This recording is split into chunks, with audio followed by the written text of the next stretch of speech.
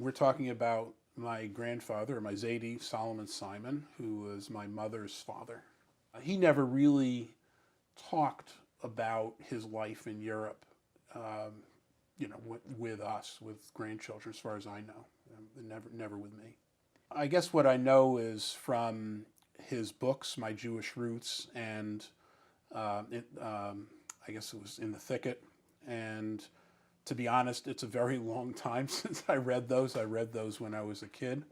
Um, but I've also read other things that he's written that describe some of his early life. And in fact, I was looking at something last night. I don't think this was ever published. I think it was something that he wrote and submitted to somebody for review, and they said, boy, this is kind of awkward. But it talked about leaving home at the age of 13 and essentially bouncing from yeshiva to yeshiva, various places through Europe for the next, I guess, about 4 years or something until he was somewhere between 17 and 18, and then eventually getting to the U.S. when he was around 18. Um,